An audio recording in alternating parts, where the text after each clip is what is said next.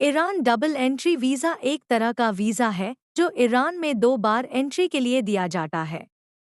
इस वीज़ा के साथ आप ईरान में 2 बार एंट्री कर सकते हैं, लेकिन हर एंट्री के लिए आपको अलग-अलग ड्यूरेशन तक रहने की इजाज़त होगी।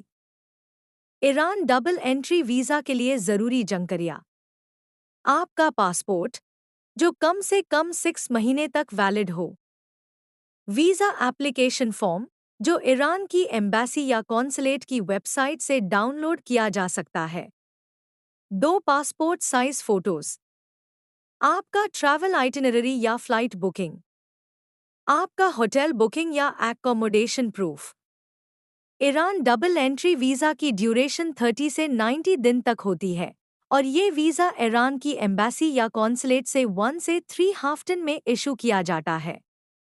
इस वीज़ा के फेड आप ईरान में 2 बार